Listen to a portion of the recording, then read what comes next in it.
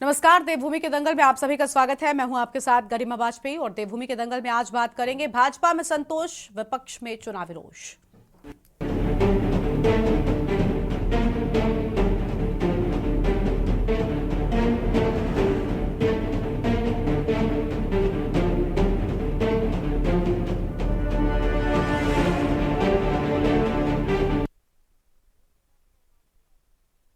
देवभूमि उत्तराखंड में नगर निकाय चुनाव की तैयारी तेज हो गई है। भाजपा कांग्रेस ने इस दंगल को जीतने के लिए सभी नगर निगम और नगर पालिकाओं के चुनाव प्रभारी भी घोषित कर दिए हैं। इसके साथ ही दोनों ही दल जीत का भी दावा करने लगे हैं। वहीं सत्ताधारी दल यानी कि बीजेपी की तैयारी अन्य दलों से काफी तेज है और अब भाजपा के राष्ट्रीय नेताओं के उत्तराखंड प्रवास भी शुरू हो गए हैं। इसी कड़ी में भाजपा के राष्ट्रीय महामंत्री संगठन बीएल संतोष ने देहरादून में पार्टी कार्यकर्ताओं और पदाधिकारियों की बैठक लेते हुए कार्यकर्ताओं से निकाय चुनाव के लिए कमर कसने का आह्वान किया है और कहा कि हमें विपक्षी नहीं बल्कि अपने पुराने चुनावी आंकड़ों को चुनौती मानते हुए सर्वश्रेष्ठ प्रदर्शन करना होगा। इसके साथ ही बीएल संतोष ने राज्य के कैबिनेट मंत्रियों से भी मुलाकात कर सरकार की योजनाओं का फीडबैक लिया है। तो वहीं खबर यह भी है कि भाजपा प्रत्याशी चयन में गोपनीय सर्वे को आधार बनाने जा रही है। इसके साथ ही दून नगर निगम के मेयर पद के लिए प्रत्याशी का चयन भाजपा के लिए सिरदर्दी बन सकता है, क्योंकि निवर्तमान मेयर और वरिष्ठ नेताओं से लेकर कई युवाओं के नाम चर्चा में हैं। दावेदारी की जमीनी तैयारी और मजबूती आंकने के लिए गोपनीय सर्वे का सहारा भी लिया जा रहा है और इसी बीच भाजपा ने अपने संगठनात्मक चुनाव भी टाल दिए हैं। बता दें कि निकाय चुनाव, पंचायत चुनाव, छात्र संघ चुनाव, सहकारिता के चुनाव के बाद अब संगठनात्मक चुनाव भी भाजपा ने टाल दिए हैं। अब सवाल यह है कि क्या राजनीतिक दलों की इतनी तैयारी के बाद भी सरकार राज्य में निकाय और अन्य चुनाव कराएगी? आखिर क्यों सरकार निकाय चुनाव को लेकर अब तक स्थिति स्पष्ट नहीं कर पाई है? करेंगे इसी पर चर्चा। खास मेहमानों का पैनल हमारे साथ में होगा, लेकिन उससे पहले एक नजर डालिए आज के हमारे इस स्पेशल रिपोर्ट पर।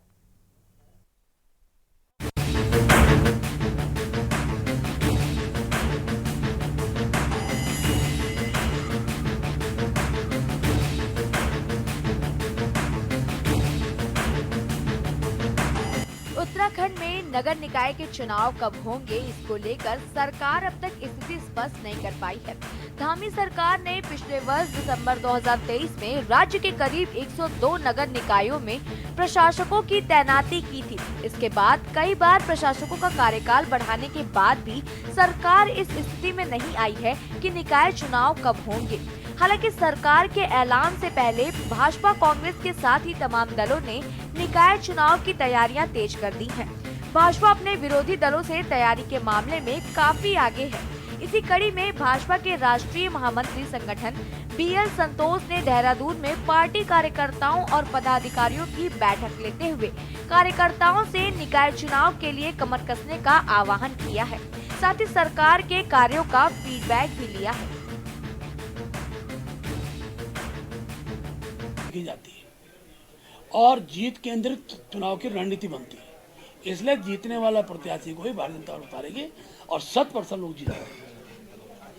देखिए, जब से ये पार्टी ने मुझे जिम्मेदारी दी है देहरादून जिले की, उसके अंतर्गत आने वाले जो भी स्थानीय निकाय हमारे हैं, तो तब से लगातार हमें संगठन के लोगों से हम लोग मिल रहे हैं और बहुत अच्छे स्वरूप में मुझे संगठन दिख रहा है। पर कहीं छोटी मोटी कहीं कमियां भी हैं। वार्ड स्तर पर कहीं कमेटी का गठन की ज़रूरत है। कहीं वार्ड अध्यक्ष लगता है कि उतना समय नहीं दे पा रहे हैं पार्टी को, तो उनके बदले में और लोगों को जिम्मेदारी देने का काम अगले एक हफ्ते के अंदर पूरा संपन्न हो जाएगा। और मैं मानता हूं कि अगले एक हफ्ते लगभग 15-16 तारीख तक पूरी जितने भी इस ज़िले के अंदर हमारे नगर निगम हैं, नगर पालिकाएँ हैं, उनके तमाम वार्डों का एक फिर से पुनर्गठन आपको दिखेगा। भारतीय जनता पार्टी के द्वारा नगर निकाय चुनाव के लिए अपनी पूरी तैयारी कर दी गई है और कल हमने सभी नगर निगमों के लिए, नगर पालिका, नगर पंचायतों के लिए प्रभारियों की घोषणा कर दी है और इसके बाद जैसे ही आरक्षण का तय होगा उसके बाद हम अपने प्रदेश के वरिष्ठ पदाधिकारियों को एक एक निकाय में भेजेंगे और वहाँ से जो दावेदारी कर रहे हैं पार्टी के वरिष्ठ कार्यकर्ता, उनका पैनल बना करके लाने का काम करेंगे। अभी हम इस बात की प्रतीक्षा में हैं कि राज्य चुनाव के द्वारा चुनाव का कार्यक्रम घोषित हो और उसके बाद हम स्टेप बाय स्टेप फिर आगे बढ़ेंगे। आपको बता दें कि भाजपा सरकार निकाय चुनाव, पंचायत चुनाव, छात्र संघ चुनाव और सहकारिता के चुनाव टाल चुकी है। वहीं भाजपा ने अपने संगठनात्मक चुनाव भी टाल दिए हैं। विपक्ष का आरोप है कि सत्ताधारी दल हार के डर से तमाम चुनाव नहीं करा रहा है। इस बीच खबर है कि सरकार पंचायत और निकाय चुनाव एक साथ भी करा सकती है। वहीं भाजपा कांग्रेस ने सभी नगर निगम और नगर पालिकाओं के लिए चुनाव प्रभारी भी घोषित कर दिए हैं। दोनों ही दल जीत के भी दावे करने लगे हैं।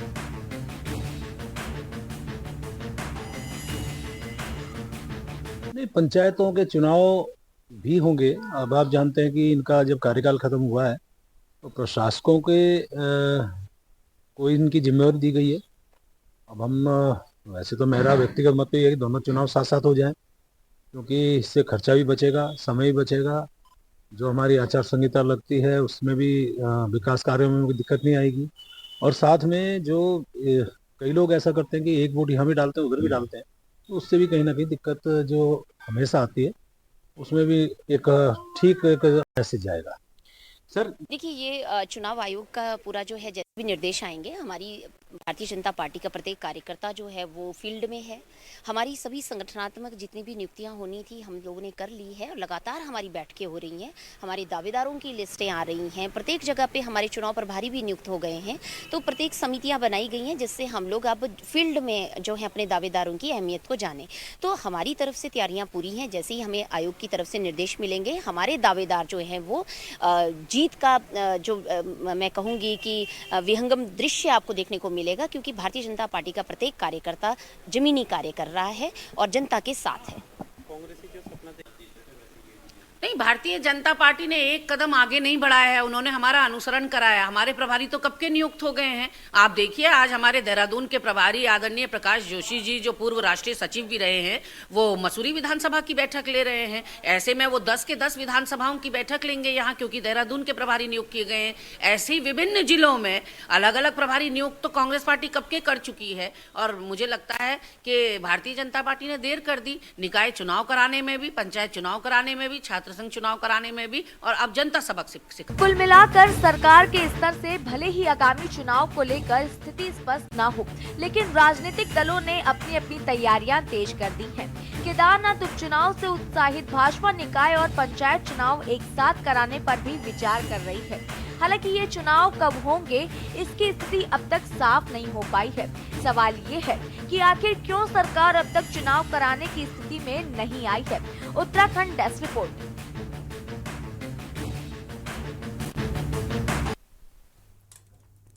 और देवभूमि के दंगल में आज इसी मुद्दे पर करेंगे विस्तार से चर्चा। खास मेहमानों का पैनल हमारे साथ में जुड़ चुका है। सबसे पहले इनसे आपको रूबरू कराते हैं। हमारे साथ में प्रभा बंदूनी जी हैं, प्रदेश प्रवक्ता भारतीय जनता पार्टी की ओर से। हमारे साथ में गिरिराज किशोर हिंदवान जी हैं, प्रदेश प्रवक्ता हैं कांग्रेस पार्टी की ओर से। और शांति प्रसाद भट्ट साहब हमारे साथ में हैं, केंद्रीय प्रवक्ता उत्तराखंड क्रांति दल की ओर से। और कुलदीप राणा जी हमारे साथ में हैं, वरिष्ठ पत्रकार हैं। और थोड़ी ही देर में हमारे साथ में राष्ट्रीय रीजनल पार्टी के अध्यक्ष शिव प्रसाद सेमवाल साहब भी जुड़ेंगे। लेकिन फिलहाल अपनी चर्चा की शुरुआत कर लेते हैं बीजेपी की प्रभा बंदूनी जी के साथ में। प्रभा जी, बीजेपी एक तरफ निकाय चुनाव को लेकर लगातार कह रही है कि हम चुनाव कराएंगे, समय पर कराएंगे, लगातार हम इस पर चर्चा भी कर रहे हैं। और उत्तराखंड में फिलहाल ऐसा लगता है यही मुद्दा बन गया है, क्योंकि हर कोई सवाल पूछ रहा है सरकार से कि चुनाव कब होंगे।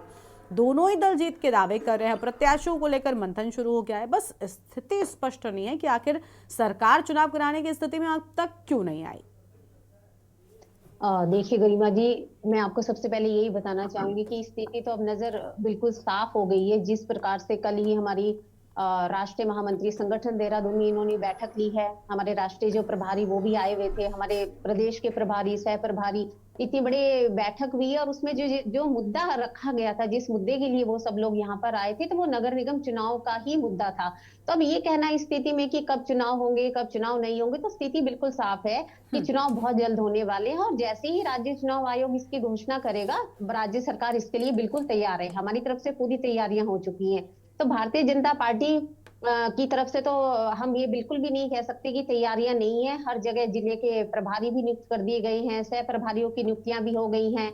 और जो हमने पहले आपको बताया था कि जो थोड़ी बहुत समस्याएं आई थी इन चुनाव में, जो अगर हम नगर निगम के चुनाव की बात कर ले कि वो वोटर मतदाता लिस्ट की बात हम कर ले, परिसीमन की बात कर ले, आरक्षण की बात कर ले, तो वो जो समस्या इन चुनाव में आनी थी वो भी सारी खत्म हो चुकी है। और जिस हिसाब से ये तेजी आ गई है चुनाव में, मैं एक प्रकार से यही कहूंगी कि जितनी भी तमाम बैठकें अभी हो रही हैं तो वो सारी नगर निगम चुनाव, पंचायत चुनाव को ध्यान में रखकर ही हो रही है। कोई ऐसा मुद्दा बाहर से नहीं है कि हम उस मुद्दे को साइड कर रहे हैं। तो अब मेरे को लगता है जैसे ही चुनाव आयोग इसकी घोषणा करेगा, बहुत जल्दी ही चुनाव की घोषणा कर दी जाएगी। तैयारी हमारी पूरी है। और भारतीय जनता पार्टी के, जहां तक मैं कार्यकर्ता की बात कहूं, हम तो पूरे साल भर ही क्षेत्र में निरीक्षण करते रहते हैं। तो हमारे लिए चुनाव आना कोई ऐसा नहीं है कि आज चुनाव करवाया जाएगा तो ये आज बहुत अच्छा रहेगा, कल करवाएंगे। परिस्थितियां भी हमारे अनुकूल है, हम चाहे तो कल ही चुनाव करवा दे। लेकिन ये है कि जो एक चुनाव की प्रक्रिया होती है उसे भी पूरा करना होता है, वो भी सरकार की जिम्मेदारी है। क्योंकि आज हम चुनाव को तत्काल करवा दें, जो परिसीमन के मुद्दे हैं, कोई भी मुद्दा जो चुनाव से जुड़ा हुआ होता है, वो भी हमारी सरकार की जिम्मेदारी है कि उसको हम प्राथमिकता से पूरा करें। तो मुझे जहां तक लगता है इतनी बड़ी बड़ी बैठकें हो रही हैं, सारे प्रभारी नियुक्त हो गए, तो बहुत जल्दी जैसे ही राज्य चुनाव आयोग इसकी घोषणा करेगा तो तुरंत इस चुनाव की घोषणा कर दी जाएगी। इसमें कोई दो राय नहीं है।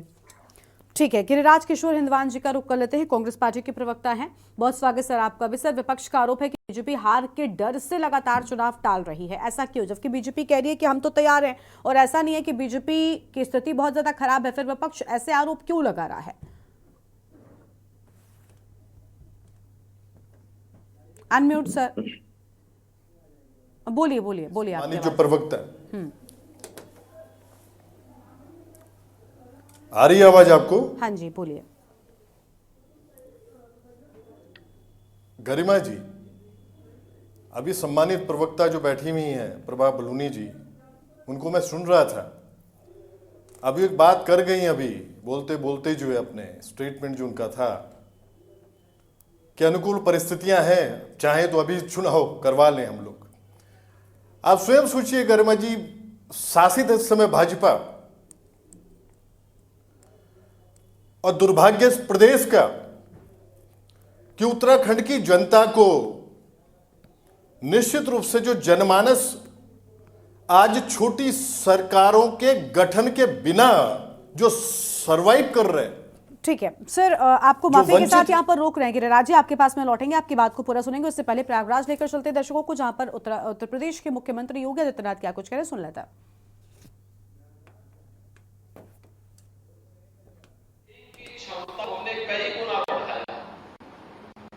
पुलिस को आधुनिक सुविधाओं से लैस किया जाए, इसके लिए भी सरकार के स्तर पर समयबद्ध निर्णय लिए गए और उत्तर प्रदेश पुलिस की भर्ती की प्रक्रिया पूरा करते हुए 1,54,000 से अधिक को भी हम लोगों ने भरने के साथ ही वर्षों से अटके हुए प्रमोशन की प्रक्रिया को भी गति से आगे बढ़ाने का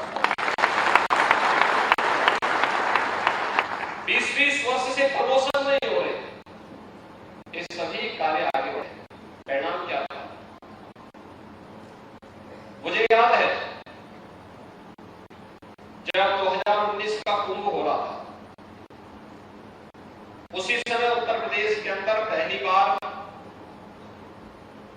प्रवासी भारतीय दिवस का कार्यक्रम विदेश मंत्रालय के द्वारा वाराणसी में आया था और जितने भी दुनिया के देशों से आए हुए प्रवासी थे, लगभग 8,000 के आसपास उनकी संख्या थी। वे लोग प्रयागराज में भी आए थे, कुंभ में आए थे। उनके साथ मुझे संवाद करने का अवसर हुआ था। मैंने उनसे पूछा, भाई आप अच्छा लगा कुंभ में? पहले भी आप आए थे? उन्होंने कहा साहब पहले भी आए थे। तो मैं तो ये मानता था कि मुझे बताएंगे कि हमें इंफ्रास्ट्रक्चर अच्छा लगा, लेकिन प्रवासी भारतीय जिस देश से आए थे, दुनिया के लिए विकसित थे, उनका इंफ्रास्ट्रक्चर हो सकता है इससे भी अच्छा रहा हो। उन्होंने उसकी चर्चा उतनी नहीं की। स्वच्छता के बारे में मैं मानता था कि हो सकता है स्वच्छता के बारे में कहेंगे, उन्होंने उसकी भी चर्चा कम की, क्योंकि वे जहां से वहां पे उनको स्वच्छता का वो मानक देखने को मिलता है। बात की चर्चा जरूर की। मैं कह देने साहब, पहले की तुलना में अच्छा इंफ्रास्ट्रक्चर है, अच्छी सड़कें हैं, कनेक्टिविटी भी है, स्वच्छता पहले की तुलना में बहुत अच्छी है। लेकिन सबसे अच्छी चीज जो हमें देखने को मिली है वह पुलिस का व्यवहार देखने को मिला है।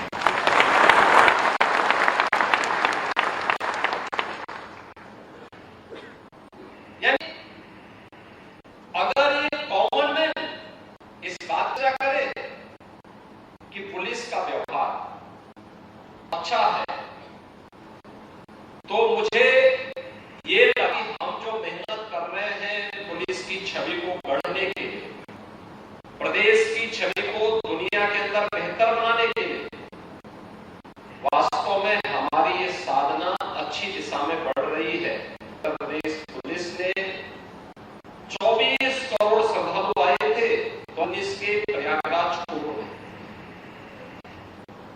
उनके मन में इन तीनों बातों का गहरा असर गया था, क्योंकि ज्यादा भारतीय थे और भारत के अलग अलग राज्यों से आए थे, उसमें भी ज्यादातर उत्तर भारतीय थे। लोगों को यहाँ की स्वच्छता, सुव्यवस्था तो पसंद ही, उन सब ने तारीफ की थी पुलिस की व्यवहार की थी। और पुलिस के उस व्यवहार सबसे पहले मैं आपका आह्वान करूंगा कि पुलिस का वह व्यवहार बेहतरीन हो, अच्छा हो, इसके लिए पुलिस को अपने आप को तैयार है। उसके लिए पुलिस को वो समय गया जब ब्रिटिशर थे, विदेशी हुकूमत की पुलिस को व्यवहार करना होता था तो गाली गलौज एक उनकी सामान्य भाषा का हिस्सा। आज हम स्वतंत्र देश के नागरिक हैं और स्वतंत्र देश के नागरिक होने के नाते पुलिस का व्यवहार सामान्य रूप से भी जनता के प्रति तो बहुत फ्रेंडली होना चाहिए, मित्रवत होना चाहिए। लेकिन इस प्रकार के आयोजन में जहां पे हमें अपने इस महानगर की, कुंभ की, दुनिया के सबसे बड़े आयोजन की, आध्यात्मिक और धार्मिक आयोजन की छवि को ठीक करना और उसके माध्यम से छवि को दुनिया के सामने प्रस्तुत करना हो, उन स्थितियों में हम अपने को उसके रूप तैयार करना पड़ेगा, उसके रूप ढालना पड़ेगा। प्रयागराज से आप सुन रहे थे मुख्यमंत्री योगी आदित्यनाथ को, जिनकी ओर से हम बातें कही गई हैं। और देवभूमि के दंगल में आगे बढ़ेंगे उससे पहले एक छोटे से ब्रेक के लिए यहाँ पर रुकते हैं, फौरन लौटते हैं।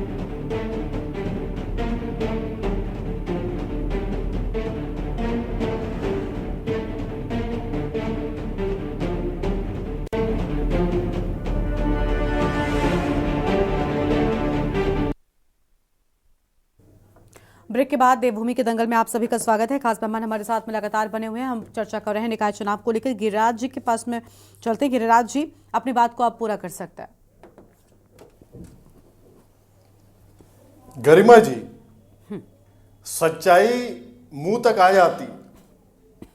अभी भाजपा की जो सम्मानित प्रवक्ता है वो एक बात उन्होंने बोली कि हमारे लिए अनुकूल परिस्थितियां हैं चुनाव में जाने के लिए। इसका मतलब यह है इसके मूल में कि अगर परिस्थितियां अनुकूल नहीं हैं, भाजपा शासित इस समय प्रदेश में सरकार रूल कर रही है, अगर अनुकूल परिस्थितियां नहीं है तो जनमानस जो है निश्चित रूप से जो छोटी सरकारों के बिना आज वंचित है, सरवाइव कर रहा है। कितना बड़ा दुर्भाग्य है इस प्रदेश का। गरिमा जी, आप स्वयं देखिए कि आज अगर लिंगर ऑन पर लिंगर हो रहा है नगर निकाय चुनाव। गरिमा जी, 2023 2 दिसंबर को कार्यकाल निकाय का पूर्ण हो जाता है। लगभग 1 वर्ष की अवधि पूरी होने वाली है।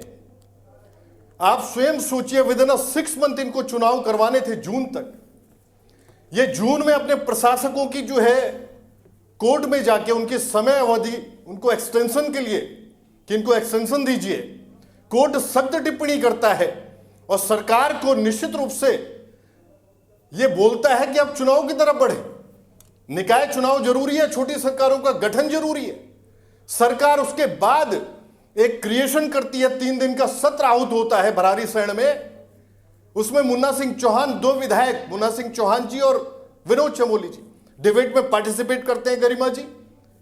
और एक ओबीसी आरक्षण जो वाकई विद इन 6 मंथ, जो मैंने कहा था, वो 2 दिसंबर 2023 को अगर कार्यकाल पूर्ण हो चुका था निकाय का, उसके बाद आपको ये बात विद इन 6 मंथ कंप्लीट कर लेनी चाहिए थी कि हमें ओबीसी आरक्षण की तरफ आगे बढ़ना है। भाजपा 2 विधायकों को खड़ा करती है, डिबेट में पार्टिसिपेशन होता है, ओबीसी आरक्षण पे बात होती है, प्रवर समिति को वो बिल भेज दिया जाता है। अब आप स्वयं सोचिए क्या स्थितियां हैं, 1 वर्ष पूर्ण होने को है। और वाकई जो छोटी सरकारों के गठन की जो बात रख रहा हूं मैं, कि वो छोटी छोटी समस्याएं, नाली की है, सीवर की है, रोडों की है, जो जनमानस आहत होता है, मेंबर ऑफ पार्लियामेंट के पास नहीं जा पाता है अपनी पीड़ा को लेके, किसी विधायक के पास नहीं जा पाता है। उनको पार्षद चाहिए, निगम का अध्यक्ष चाहिए, नगर पालिका का अध्यक्ष चाहिए। अगर वो सरवाइव कर रहा है और सरकार अगर ये बात कर रही है आके कि भाई नहीं, परिस्थितियां अनुकूल है, हम जाएंगे, अगर परिस्थितियां ठीक नहीं थी चुनाव लड़ने के लिए, तो वो जनमानस सरवाइव करेगा। गरिमा जी, ये इनके स्पष्टीकरण है, क्लेरिफिकेशन है सरकार के। क्या स्थितियां इन्होंने, क्या माहौल बना रखा है प्रदेश में, क्या स्थितियां इन्होंने बना रखी है, स्वयं सोचिए। ये जंगल राज नहीं कहेंगे तो क्या कहेंगे। और आज तैयारी का जहां तक सवाल है, कांग्रेस पार्टी करण महाराज जी के नेतृत्व में निश्चित रूप से समूची लीडरशिप को साथ में लिए हुए आएंगे। प्रभारी हमारे नियुक्त हो चुके हैं। लगातार संपर्क हमारा कार्यकर्ताओं के बीच में, निश्चित रूप से सारी चीजें सुचारू रूप से आगे बढ़ेंगी और हम लोग पूरी तरह से, पूरे बल के साथ, निश्चित रूप से और पूरे विवेक के साथ, जो है स्ट्रांग विल के साथ करण महाराज जी के नेतृत्व में आगे बढ़ेंगे निकाय चुनाव। ठीक है सर, आपके पास में लौटेंगे और मेहमान हैं उनका रुख कर लेते हैं। शांति प्रसाद भट्ट जी हैं, केंद्रीय प्रवक्ता उत्तराखंड क्रांति दल की ओर से। सर, निकाय चुनाव पर स्थिति स्पष्ट हो ही नहीं पा रही है और नई नई चीजें चुनाव से जुड़ी और आती जा रही है। पंचायत हो गया, छात्र संघ हो गया, न जाने इस तरीके से कितने चुनावों को लेकर हमने चर्चा कर ली और वही पुरानी बातें हर बार निकलकर सामने आती हैं कि बीजेपी भले ही उम्मीदवार घोषित करने की बात कर रही है, उम्मीदवारों के नाम पर चर्चा तक करने लग गई है, अलग अलग दल चर्चा कर रहे हैं और अपनी अपनी जीत के दावे भी कर रहे हैं, लेकिन स्थिति वहीं पर है कि सर चुनाव होंगे कब? देखिए गरिमा जी, चुनाव होंगे नहीं होंगे इस विषय पर तो उत्तराखंड की जनता ये समझ चुकी है कि भारतीय जनता पार्टी, जो अपने आप को सबसे ईमानदार पार्टी कहती है और सबसे मजबूत संगठनात्मक रूप से अपने आप को कहती है, उस पार्टी की क्या दुर्दशा है बताने के लिए काफ़ी है कि निकाय चुनाव और पंचायत चुनाव नहीं करा पा रही है। इससे स्पष्ट होता है कि भारतीय जनता पार्टी अंदरूनी बहुत कमज़ोर है और वो ये समझ रही है कि इन चुनावों में अगर हम जाएंगे तो कहीं ना कहीं हमको जो है हार का मुंह देखना पड़ेगा, इसलिए वो ये चुनाव नहीं करा पा रही। दूसरी बात, अपने आप को लोकतंत्र में सबसे बड़ी पार्टी कहने वाली भाजपा, इसका कितना दुर्गति है ये बताने के लिए काफ़ी है। हो गए यहाँ पर विधानसभा चुनाव हुए, सरकार को बने हुए, प्रचंड बहुमत की सरकार बने हुए और अभी तक कैबिनेट का कोरम पूरा नहीं है। ये कितनी कमजोर पार्टी है, ये जानती है कि जैसे ही कैबिनेट का कोरम पूरा हुआ इनके विधायक बगावत पे उतर आएंगे। 2017 से बिना कैबिनेट को पूरा किए ये सरकार चला रहे हैं। ये भाजपा की राजनीतिक बेईमानी है। ये वो भाजपा है जो कोर्ट के आदेशों को भी नहीं मानती है। ये अपने अनुसार लोकतंत्र को चलाने पर भरोसा रखती है। अब आप देख लीजिए, जो पार्टी अपने यहाँ जो छात्र संघ के चुनाव ना करा सके, जो पार्टी अपने फंसे हुए विधायकों को कोर्ट से बचाने में जी जान लगा दे, यमकेश्वर की विधायक उदाहरण है आपके सामने कि कल 319 में जो है एप्लीकेशन नहीं लगने दी, जिसमें कि बुलडोजर वाले ने गवाही दे दी, सब ने गवाही दे दी कि रेणु मिश्र जी ने वहां पर जो है उसको तोड़ा, मगर ये पूरा बचाने पे लगी है। ये कितनी राजनीतिक बेईमान पार्टी है, ये अब सबके सामने खुलकर आ चुका है कि जो अपने संगठनात्मक चुनाव करने में लापरवाही कर सकती है तो निकाय और पंचायत का क्या हाल है आप देख लीजिए। कहने का मतलब लबोलबाब यह है, राज्य को आर्थिक रूप से नुकसान हो इससे मतलब नहीं है, गांव विकास से वंचित हो जाएं इन्हें उससे मतलब नहीं है, क्योंकि इन्होंने ये मान लिया है कि यदि हम केदारनाथ से सोना चोरी के आरोप हम पे लग जाए, क्यूआर कोड लगा के चंदा चोरी के आरोप हम पे लग जाए, पंडा पुरोहित हमसे नाराज हो जाएं, हम तो किसी निर्दलीय के सारे चुनाव जीत जाएंगे। इनका जो राजनीतिक गणित बन रहा है और इनको लगता है कि चुनाव के समय पर घोटाले, बेईमानी, भ्रष्टाचार ये मुद्दे नहीं होते। मुद्दे होते हैं अल्पसंख्यक समुदाय के साथ में जहर घोल देना, मुद्दे होते हैं स्थानीय मुद्दों पर जनता को भटका देना, मुद्दे इनके होते हैं पार्टीवादी और राष्ट्रवाद के नाम पर ये जनता को गुमराह करते हैं और लास्ट में ये जनता को मजबूर कर देते हैं 5 किलो राशन में। यही कारण है कि लोकतंत्र की जितनी हत्या भारतीय जनता पार्टी के शासनकाल में हुआ है उतना ज्यादा ये ताकतवर बन रहे हैं। इसके पीछे क्या गणित है जनता समझ भी रही है, मगर अभी भी इनके मोह पास में फंसी है। यही कारण है ये निकाय चुनाव नहीं करा रहे, पंचायत चुनाव नहीं करा रहे, ये कोर्ट को कुछ नहीं मान रहे, ये लोकतंत्र की हत्या पे हत्या करने पे लगे हैं। बावजूद इसके बड़ी बेईमानी से आकर चैनलों में, बड़े अखबारों में लिख के कहते हैं लोकतंत्र जिंदाबाद, हम बहुत सही पार्टी है। जो अपने कैबिनेट को पूरा ना कर सके, यदि वो लोकतंत्र में बनी हुई है तो ये जनता पर भी सवाल खड़े होते हैं। भारतीय जनता पार्टी की कार्यप्रणाली पे तो सवाल खड़े होते ही हैं कि आखिर ये कैसी पार्टी है जो ना लोकतंत्र को समझ रही है, ना नियमों को समझ रही है। ऐसे में यदि ये निकाय चुनाव में कहीं गलती से फिर बढ़कर आ गए तो मान के चलिए राज्य कर्ज की गर्त में तो डूबेगा, गांव विकास से दूर होंगे। स्थितियां फिर वही हो जाएंगी कि घर के आगे नल लगा है, हर घर नल हर घर जल के तहत पानी नहीं है, मगर बिजली का बिल 10 से 15 हजार रुपए का आ रहा है। फिर वही होगा कि गांव में बिजली के पोल तो लगे होंगे, बिजली नहीं होगी, मगर बिल वही 500 से लेकर 1000 रुपए के बिल आपके ऊपर थोप दिए जाएंगे और आप गांव गांव घूमते रहोगे।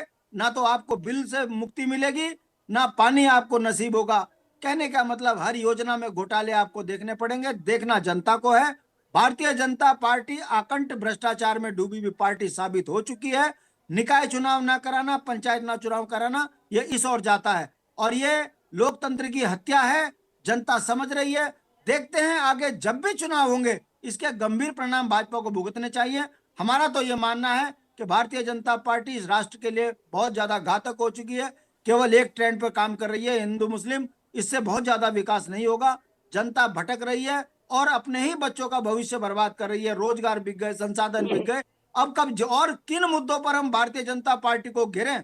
एक भी मुद्दा ऐसा नहीं है लोकतंत्र में जिसमें भारतीय जनता पार्टी ने लोकतंत्र की हत्या ना करी हो। इसके बावजूद जीतना ये भी एक अपने आप में बहुत बड़ी चिंता का विषय है कि ये जीत कैसे रहे हैं। इसकी भी जांच कभी ना कभी होगी और जनता के सामने सच आएगा कि आखिर लूटने के बावजूद यदि ये जीत रहे हैं तो कोई ना कोई बात तो है। बहरहाल भारतीय जनता पार्टी सवालों के घेरे में गिरी हुई है। जो कोर्ट को नहीं मानती, जो चुनाव नहीं समय पर कराती, ऐसी पार्टी का बने रहना ठीक नहीं है लोकतंत्र। वापस लौटेंगे। हमारे साथ में कुलदीप राणा जी हैं, वरिष्ठ पत्रकार। पहले उनको सुनेंगे, उसके बाद में शिव प्रसाद जी के पास में जाएंगे। कुलदीप जी, वही चर्चा और वही निष्कर्ष हर बार निकलता है राजनीतिक दलों के भी। अब कहते हैं ना कि इतना लंबा खिंचा निकाय चुनाव का ये पूरा मामला कि अब कुछ भी कह रहे हैं। सोचिए कितनी आगे स्थिति बढ़ रही है। बीजेपी बैठकें कर रही है कि किसको उतारा जाएगा, प्रत्याशियों को लेकर बातचीतें शुरू हो गई हैं, लेकिन विपक्षी कह रहे ना, ये अभी भी डर रहे हैं और चुनाव तो पता नहीं कराएंगे कि नहीं कराएंगे। स्थिति कब साफ होगी? विपक्ष का ये जो आरोप लगातार है कि बीजेपी हार के डर से चुनाव टाल रही है, क्या ये वाकई सच है? और क्योंकि अभी पंचायत को लेकर भी हम चर्चा कर चुके हैं, अब ये बार बार दोहराते जाना और स्थिति को स्पष्ट न करना, बीजेपी भी जान रही है कि उत्तराखंड में ये बड़ी बात हो गई, हर कोई ये पूछने लगा है। देखिए गरिमा, उत्तराखंड में बीजेपी अपनी काबिलियत से नहीं जीत रही है, ये विपक्ष की खामियों से जीत रही है। ये बड़ी बात है। हाँ, भी यहाँ पर भी मैं अभी सुन रहा था, इतनी बातें थी लेकिन एक भी बात ऐसी नहीं थी जो तथ्यपरक। आप कोसते जा रहे हैं क्योंकि सिर्फ आपको कोसना है। बिल्कुल ठीक। कल के दिन आप पत्रकारों में भी सवाल खड़े करेंगे। कोई राजनीतिक दल अपनी रणनीतिक स्थिति को मजबूत करने के लिए कोई काम करता है, कोई भी राजनीतिक दल, तो ये उसका निजी विषय है। वो अपनी क्षमताओं को बढ़ाता है, अपनी चीजों को करता है। अब अभी 6 महीने पहले तो कांग्रेस दो उपचुनाव जीत गई थी। मंगलौर का उपचुनाव जीता, बद्रीनाथ का उपचुनाव जीता। मैं तो कांग्रेस से पूछूंगा कि आप केदारनाथ का उपचुनाव कैसे हार गए? बीजेपी बहुत कमजोर है, डरी हुई है, काम नहीं कर पा रही है, तो फिर ये केदारनाथ का उपचुनाव कैसे जीत गई बीजेपी? बिल्कुल, है ना? तो सवाल जो है ना, और दूसरी चीज क्या है कि बीजेपी जो कर रही है उसको मालूम है कि मेरे सामने जो विपक्षी दल है और उसकी जो स्थितियां हैं वो कितना मजबूत है। यूकेडी उत्तराखंड के राजनीतिक विकल्प से बाहर होती जा रही है और ऑलमोस्ट इस बार तो शायद विधानसभा में भी उसका कोई वो नहीं है। अब प्रदेश की जनता के पास राजनीतिक विकल्प के रूप में क्या है? भाजपा या कांग्रेस? कांग्रेस की स्थितियां साफ दिखाई दे रही हैं। आप भाजपा को कोस रहे हैं, लेकिन कम से कम मुद्दों पर तो कोसिए। सोना चोरी हुआ, बड़ा मुद्दा था, बावजूद केदारनाथ जीत गए। अंकिता हत्याकांड का इशू रहा, उसके बावजूद चुनाव, लोकसभा का चुनाव भी जीते, केदारनाथ का चुनाव भी जीते। कौन सी ऐसी घटना है राज्य में जिसमें आप सरकार को या शासन को कटघरे में खड़ा नहीं कर सकते थे? लेकिन मुद्दों पर बहस करने के बजाय विपक्ष ने उन चीजों पर बहस करी जो साफ दर्शाता है कि ये एक कमजोर सोच की, कमजोर राजनीतिक दूरदर्शिता की पहचान होती है, जब आप मुद्दों से भटक करके इधर उधर की बातें करते हैं। ठीक है, राज्य को सबसे ज्यादा तो जो आशा थी वो तो यूकेडी से थी, क्योंकि राज्य निर्माण में यूकेडी की सबसे बड़ी, ठीक है। और एक पत्रकार के रूप में अगर आज भी अगर हम उत्तराखंड के राजनीतिक परिदृश्य में अगर यूकेडी को देखना चाहते हैं, उसका एक बड़ा कारण भी यही है, क्योंकि जो उसका इतिहास है, लेकिन उसका इतिहास उसे कब तक संभालेगा, ये यूकेडी के लोगों को चिंता करनी होगी इसकी। रही बात उपचुनाव को लेकर के या निकाय चुनाव को लेकर के, क्योंकि जिस प्रकार से हम देखते रहे हैं कि भारतीय जनता पार्टी ने उत्तराखंड को, और ये बात हमें बार बार उभर करके भी आती है कि उत्तराखंड भारतीय जनता पार्टी की राजनीतिक प्रयोगशाला है। कई प्रयोग उन्होंने यहाँ पे किए, ठीक। अभी यूसीसी उत्तराखंड में लागू हुआ, देश का पहला राज्य बन गया, ठीक है। कहीं ना कहीं अभी बातों बातों में जो प्रदेश के मंत्री हैं, भाजपा के कैबिनेट मंत्री, उन्होंने जो कहा कि मैं तो चाहता हूं कि निकाय चुनाव और पंचायत चुनाव साथ, ठीक है। तो इससे भी इनकार नहीं किया जा सकता कि क्या पता जो वन नेशन वन इलेक्शन की जो भाजपा की थ्योरी है, जिसको लेकर के केंद्र सरकार जो उसका ड्रीम प्रोजेक्ट रहा है, उसमें कहीं ना कहीं उत्तराखंड से ही कोई शुरुआत बनती तो नहीं दिखाई दे रही है, या कहीं से ये एक कोशिश तो नहीं है कि भाई हम यहाँ से शुरुआत करके चलें और ताकि लोगों को मैसेज दे सकें अन्य राज्यों में भी। और उत्तराखंड में तो इन चीजों को लेकर के बहुत ज्यादा मैं देखता हूं कि क्योंकि जो विपक्ष की जो राजनीतिक इच्छा शक्ति थी ना, होनी चाहिए थी ना, वो धीरे धीरे बड़ी कमजोर होती जा रही है। और ये भाजपा के लिए और भाजपा के उन तमाम सारी चीजों के लिए, उनकी रणनीतियों के लिए ये बड़ा अच्छा एक बन रहा है। भाजपा क्या कर रही है, कितनी अच्छी है, कितनी बुरी है, उसको तो हम तब करेंगे, उसको तो तब कसौटी पे कसेंगे ना, जब हमारी कसौटी जो है वो इतनी मजबूत हो, ठीक। लेकिन यहाँ सवाल इन्हीं चीजों को लेकर के होता है। तो अब रही बात निकाय चुनाव की, भाजपा ने सरकार ने कॉलेज जो स्टूडेंट इलेक्शन है वो भी टल गए हैं, पंचायत चुनाव को लेकर के बात उठ रही है, निकाय चुनाव को लेकर के भी चीजें चल रही। तो कहीं ना कहीं इसके पीछे कोई ना कोई एक रणनीति या दिखाई दे रही है, जो चुनावों को लेकर के जो परिदृश्य राष्ट्रीय राजनीति में उभरा था, कहीं उसी दिशा में तो प्रदेश भाजपा आगे नहीं बढ़ रही है, कहीं उन्हीं चीजों को लेकर के प्रदेश भाजपा तो कार्य तो नहीं कर रही है। ठीक है, ये कहीं ना कहीं उसी के लक्षण दिखाई दे रहे हैं। ठीक है सर, आपके पास में लौटेंगे, आ रहे हैं गिरिराज जी, अभी एक मेहमान है उनको सुन ले, उसके बाद में आपके पास में आएंगे। शिव प्रसाद सीमाल जी को पहले सुनेंगे, अध्यक्ष राष्ट्रीय और रीजनल पार्टी की ओर से। स्वागत सर आपका भी। सर, प्रदेश में आखिर क्यों सरकार चुनाव कराने की स्थिति में नहीं आ पाई है? कांग्रेस अपने तर्क दे रही है, लेकिन ऐसा तो नहीं है कि कांग्रेस एकदम से बहुत मजबूत हो गई है। जैसा कुलदीप जी ने कहा, 2 चुनाव जीते थे, उपचुनाव बद्रीनाथ, मंगलौर, केदारनाथ में फिर वही हार का सामना करना पड़ा। और ओवरऑल स्थिति भी देखें तो कांग्रेस पार्टी में ऐसा नहीं है कि एकदम से कोई जान फूंक गया हो, स्थिति तो वही है। फिर ये तर्क फिट नहीं बैठ रहा है। क्या वजह है कि आखिर सत्ता पक्ष में जो सरकार है बीजेपी, वो चुनाव कराने की स्थिति में नजर नहीं आ रही है? ये सरकार जो है, सीधी सी बात है, जो कुलदीप राणा जी ने कहा, वरिष्ठ पत्रकार हैं और बड़ी तथ्यपूर्ण और बड़ी मतलब परिपक्व बातें उन्होंने परिपक्व विश्लेषण किया है और बिल्कुल सही बात है, यही बात है। और जो विपक्षी दल हैं, जितने भी राजनीतिक विपक्षी दल हैं, हमें भी ये सोचना चाहिए, उन्होंने जो बात कही है राजनीतिक दलों के लिए, ये वाकई खिसियानी बिल्ली खंबा नोचे जैसी बात नहीं होनी चाहिए। हमें भी अपना आत्म विश्लेषण करना चाहिए और उनको कोसने के बजाय हमको अपनी तैयारी मजबूत करनी चाहिए, अपनी ताकत बढ़ानी चाहिए। और जहां तक भाजपा की कार्यशैली की बात है, मुझे लगता है कि एक सीमा तक सत्ता ही सत्य होता है और राजनीतिक पार्टियां जितनी भी हैं उन सभी का उद्देश्य यही होता है कि सत्ता हासिल करना, जो कि आज भाजपा के पास। पिछली बार भी भाजपा के पास प्रचंड बहुमत था, इस बार भी भाजपा के पास प्रचंड बहुमत है। और अगर बीजेपी के पास प्रचंड बहुमत है तो फिर हमें ये लगना चाहिए, ये बात का देखना चाहिए कि भाई बीजेपी जो भी कर रही है वो अपने कील कांटों कब्जों को सही ढंग से देख परख के ही कर रही है। उसको कुछ फायदा दिख रहा होगा, उसको अभी सही जो अभी हमारे सर कह रहे थे कि भाई स्थितियां अनुकूल कितनी दिख रही हैं। जैसे पहले 2 उपचुनाव हार चुकी थी बीजेपी और इसलिए भी डिले हुआ। अब एक जो उपचुनाव जीती हैं केदारनाथ में, बहुत मामूली अंतर से जीती हैं, तो इसलिए भाजपा को परख के कदम रखने की जरूरत है, क्योंकि जितना निकाय चुनाव में आने वाले समय में जो हमारे नगर निगम हैं, नगर निगमों की सीटें जीतना और जो जीती हुई सीटें हैं उनको कायम रखना अपने आप में ये किसी भी केदारनाथ के उपचुनाव से कम नहीं है। नगर निगमों की सीट पर कितनी सीटें बीजेपी के पाले में आती हैं या नहीं आती हैं, इस बात पे भी डिपेंड करेगा कि बीजेपी की जो छवि है, जो वर्तमान मुख्यमंत्री का जो नेतृत्व है, उसको भी उसी कसौटी पे कसा जाएगा।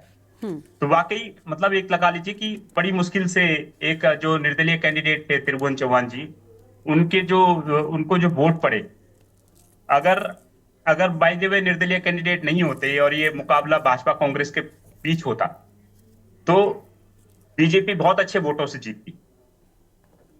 जो बीजेपी का जो नाराज वोट है अभी भी कितना है, ये बीजेपी के आत्मविश्लेषण, मतलब बीजेपी जीती तो है केदारनाथ में, लेकिन उस तरीके से जश्न भाजपा नहीं मना पाई। ये रवैया क्यों है?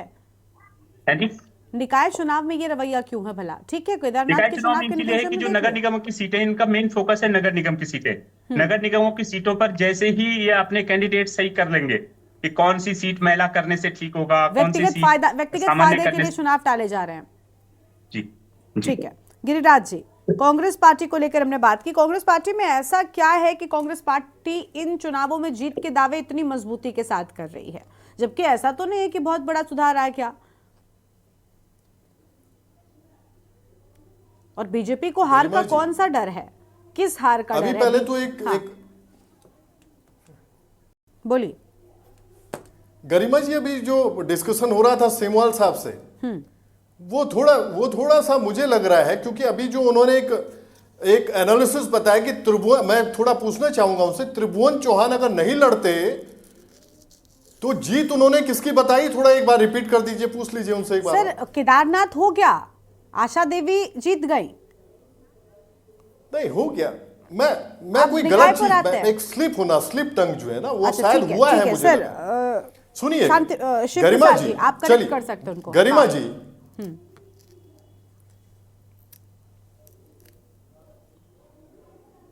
बोलिए। वो सही कह रहे हैं कि सही कह रहे हैं। ठीक है, सही है, ठीक है सर, बोलिए आप कांग्रेस पार्टी। जी गिरिराज जी बोलिए। जी सुनिए आप जी अब सुनिएगा गरिमा जी। मैं अभी जब कुलदीप जी को मैं सुनता हूं, बड़ी छनी हुई बातें रखते हैं, बहुत अच्छा उनका विश्लेषण होता है, एनालिसिस होता है। लेकिन एक बात मैं रखना चाहूंगा कि निश्चित रूप से 2 बाय इलेक्शन हम लोग जीते थे। सरकार इस समय जो रूल कर रही है, भाजपा रूल कर रही है। बद्रीनाथ जी हम जीते, मंगलौर जीते। केदारनाथ जी का जो उपचुनाव था, निश्चित रूप से पूरा करण महाराज जी के नेतृत्व में पूरी लीडरशिप को लिए हुए एकजुट होकर हम लोग लड़े। यह निश्चित है कि सरकार अपने शराब तंत्र को लिए हुए थी, पैसा तंत्र को लिए हुई थी, साथ में सरकारी अमला उनके साथ, यह निश्चित है। गरिमा जी, आज वाकई निकाय चुनाव की तरफ जब हम बढ़ रहे हैं, आज वाकई अगर विपक्ष महाराज जी के नेतृत्व में अगर यह बात मुखर होकर रख रहा है कि भाई जो छोटी सरकारों के न होने से जो वाकई दंश पे दंश जो है उस जनता को सरकार दिए जा रही है, निश्चित रूप से आप स्वयं सोचिए कि सरकार की तरफ से जितना लिंगोरन हो रहा है, सारी चीजें विजिबल है, कॉमन मैन भी उसको वॉच कर रहा है, देख रहा है कि जनता परेशानी की मुद्रा में। लेकिन गरिमा जी, इसके साथ साथ यह निश्चित है कि जनमानस को, अभी उन्होंने, हमारे जो शांति प्रसाद भट्ट जी ने भी बात रखी है, यह निश्चित है कि भाजपा नफरत की राजनीति, धर्म को धर्म से लड़वाना लगभग चुनाव से पहले, वो माहौल जो क्रिएट करती है, वो जो माहौल क्रिएशन होता है भाजपा के द्वारा, निश्चित रूप से आज जनमानस को वो माहौल चाहिए, वो क्रिएशन चाहिए, या निश्चित रूप से जितना भी भ्रष्टाचार में लिप्त अगर विपक्ष बता रहा है सरकार को कि एक ऐसी सरकार इस समय शासित है गरिमा जी उत्तराखंड में, जिसमें एक मंत्री पे सख्त टिप्पणी होती है कोर्ट के द्वारा, वो आज भी बने हुए हैं, उनकी बर्खास्तगी नहीं होती है, इस्तीफा नहीं मांगा जाता है मुखिया के द्वारा। आज दून स्मार्ट सिटी में सैकड़ों करोड़ रुपए, 1100-1200 करोड़ रुपए आके उसकी जो बंदरबाट हुई है, भाजपा के लीडरशिप ने जो बंदरबाट की है, निश्चित रूप से केवल वॉल पेंटिंग नजर आ रही है। इतनी भयावह स्थिति प्रदेश की हो तो निश्चित रूप से जनमानस को भी जगने की जरूरत है। विपक्ष अपना काम कर रहा है, विपक्ष मुकर होके आज निश्चित रूप से कांग्रेस पार्टी करण महाराज जी के नेतृत्व में पूरी लीडरशिप को साथ लिए हुए चल रही है। निगम में बहुत अच्छे रिजल्ट्स आने वाले हैं और उसके मूल में जो कारण है, हम लोग लगातार उस जनमानस के साथ खड़े हैं जो आज दस्त झेल रहा है बिना छोटी सरकारों के होने से। और निश्चित रूप से सरकार कुछ भी करे, आज जनमानस जो है, मैं जो कह रहा हूं, जगने की जरूरत तो है, ये तो निश्चित है, क्योंकि ये जो भ्रमजाल होता है इनका चुनाव से पहले, जो स्थितियां बनाते हैं, जो माहौल को इस तरह से ये डाइवर्ट करते हैं, और निश्चित रूप से आज वाकई उत्तराखंड का जनमानस गरिमा जी, जो आखिरी पायदान की हम बात करते हैं, 7 वर्षों में वंचित रहा है मूलभूत सुविधाओं से। ठीक है, आज बेरोजगारी चरम पे है। ठीक है, लेकिन आज एक भी प्रोग्राम स्टेट प्लान से इनका इंप्लीमेंटेशन की तरफ नहीं है जो कि सशक्त करे किसान को। आप जो बातें कह रहे हैं उन सारी बातों को हम मान लेते हैं कि आज सारी समस्याएं जो हैं वो चरम पर हैं। सरकार के नुमाइंदे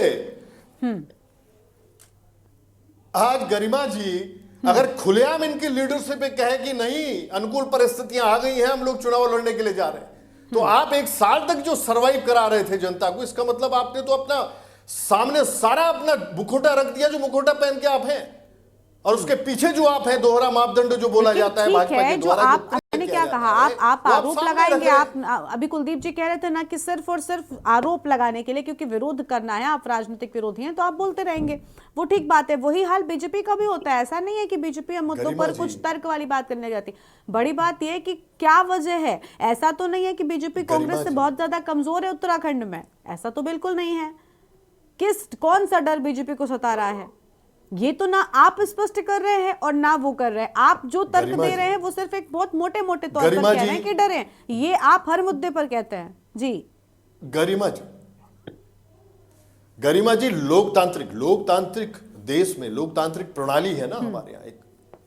आप स्वयं सोचिए, आज जो कुठाराघात हो रहा है, निश्चित रूप से वो कहां कुठाराघात हो रहा है। आप स्वयं देखिए, चुनाव की तरफ न बढ़ना, चाहे पंचायती चुनाव है, चाहे निकाय चुनाव है, चाहे वो सहकारिता वाले चुनाव है।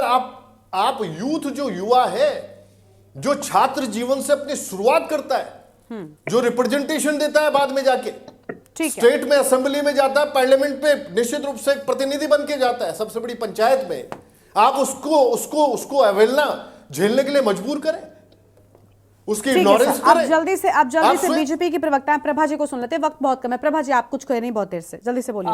जी गरिमा जी, सबसे पहले तो जो हमारी कांग्रेस की प्रवक्ता है, मैं उनसे एक सवाल पूछना ये चाहूंगी कि वो हमेशा मुद्दों से क्यों भटकते हैं। अब वो अनुकूल परिस्थितियों के बारे में अगर बोल रहे तो उसके लिए मैं सीधा सा जवाब उनको देना चाहूंगी कि सबसे पहले चुनाव टालने का काम इतिहास में मैं कहूँ सबसे ज्यादा तो रिकॉर्ड इनके पास है। 22 वर्षों तक इनके पास रिकॉर्ड है कि इन्होंने चुनाव नहीं करवाए। ठीक है, चलो उस चीज को हम छोड़ देते हैं, ज्यादा पुरानी बात हो जाएगी। हम थोड़ा रिसेंट में आ जाते, उत्तराखंड में आ जाते। जब 2013 में सरकार इनकी थी और उसके बाद चुनाव 1 साल तक टाले गए, 2014 में वो चुनाव करवाए गए। उसके बाद जो एक्ट बनाया गया, पंचायती राज एक्ट बनाया गया, वो किसने बनाया? कि अगर ये प्रशासकों की नियुक्ति पे आज प्रश्न उठाते हैं, तो प्रशासकों की नियुक्ति का जो प्रावधान किया गया वो किसने किया गया? वो भी कांग्रेस की सरकार में किया गया। तो आप ये बताइए कि आज अगर प्रशासक नियुक्त किए गए हैं तो वो कौन से नियम के विरुद्ध हो गया है? वो इन्हीं ने एक्ट बनाया था, इन्हीं की सरकार थी। तब 1 साल जब चुनाव वही बात ना कि देखिए एक दूसरे पर दोष बढ़ते जाना है और उससे आगे नहीं बढ़ना है। अभी जिस मुद्दे पर वो बात कर रहे थे आप उनकी कमियां लेकर गिनाने लगे। उन्होंने ऐसा किया था, इसी वजह से तो आप नहीं, तब क्या उसके बारे में निवर्तमान अध्यक्षों को गरिमा जी इन्होंने प्रशासक नियुक्त किया है। सुनिएगा, इसी वजह से तो जनता ने आपका साथ दिया और आपको मौका दिया। अब आप कांग्रेस से किस तरीके की उम्मीद कर रही हैं? अभी पुराने गड़े मुर्दे नहीं, ये जो अनुकूल परिस्थितियों की बात कर रहे हैं, तो उस वक्त शायद परिस्थितियां इनके अनुकूल नहीं थी, तो इन्होंने 1 साल के लिए चुनाव वो टाल दिया। दूसरी बात में हमें अपनी चर्चा को यहीं पर रोकना पड़ रहा है। बहुत शुक्रिया आप सभी मेहमानों का, वक्त की कमी है। बहुत शुक्रिया आप सभी का हमारे साथ चर्चा में आने के लिए, अपनी बात रखने के लिए। देखिए, चुनाव की स्थिति में सरकार क्यों नहीं है, लगातार लोग ये कह रहे हैं और विपक्षी दल भी सरकार से पूछ रहे हैं, लेकिन सरकार है कि स्थिति स्पष्ट करने को तैयार नहीं है। देवभूमि के दंगल में इतना ही, लेकिन चलते चलते आप तस्वीरें देखिए रुद्रप्रयाग से, जहां पर मुख्यमंत्री पुष्कर सिंह धामी क्या कह रहे हैं, देखिए। प्रदान की है और ये पहला अवसर हुआ कि बड़ी आपदा आई थी 31 जुलाई की मध्य रात को, और उसके बाद अगले दिन ही मैं समेत सारे हम सब लोग आपके बीच में थे और लगातार हमने उन पुनर्निर्माण के कामों को आगे बढ़ाया। उसी का परिणाम हुआ कि जो चरण की हमारी यात्रा थी, वो यात्रा जल्दी ही जो है शुरू हो पाई। दूसरे चरण में काफी लोगों ने कहा मुझे कि हमारी यात्रा से हमको काफी, जिस बात का ये था कि काफी हमको नुकसान उठाना पड़े, सब लोगों को उस नुकसान से कमी किससे जूझना नहीं पड़ा। मैं बाबा केदार को नमन करते हुए आप सबका धन्यवाद व्यक्त करता हूँ कि अभी आपने आशा जी को भारी बहुमत से पूरे क्षेत्र से विजय बनाकर भेजा और एक रिकॉर्ड इस क्षेत्र से बनाया है। मैं आपको आश्वस्त कर, जितनी भी बातें हैं, जो भी शासनादेश, जो भी घोषणाएं हमने इस क्षेत्र के लिए की हैं, सभी को हम धरातल पर उतारेंगे और अनवरत रूप से ये हमारा पूरा क्षेत्र, ये ऊखीमठ का क्षेत्र, आसपास का क्षेत्र, विधानसभा हमारा पूरा केदारनाथ हो या विधानसभा हमारा रुद्रप्रयाग हो, ये हमारा जनपद आने वाले समय में एक आदर्श जनपद के रूप में जाना जाए, इस दिशा में हम काम, ये हमारा संकल्प है।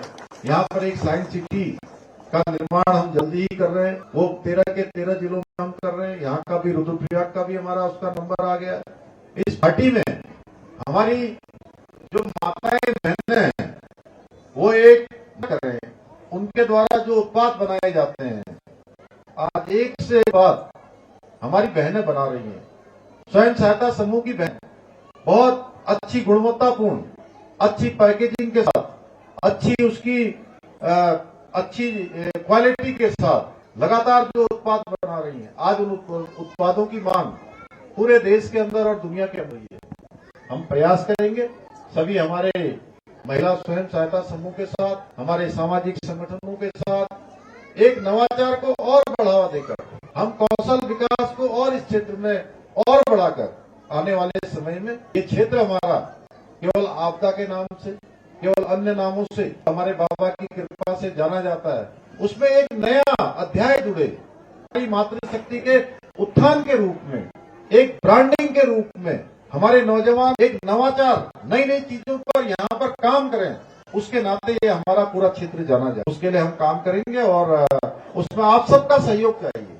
और अभी मैं आज आप सबके बीच में आया हूँ, आपका धन्यवाद कर रहा हूँ। और हमने आज शासन में सारे विभागों को जो हमारी शीतकालीन प्रवाह तैयारी है, उस तैयारी के लिए अभी 10 तारीख को एक हमारी बड़े स्तर की एक बैठक देहरादून में हो रही है। और यात्रा जब शुरू होती है, पहले ऐसा होता था कि यात्रा शुरू होती तब बैठकें होती, हमने कहा कि इस बार रुद्रप्रयाग से आप सुन रहे थे मुख्यमंत्री पुष्कर सिंह धामी को, जिनकी ओर से अहम बातें कही गई हैं। और इस बुलेटिन में इतना ही। आप देखते रहिए के न्यूज़ इंडिया।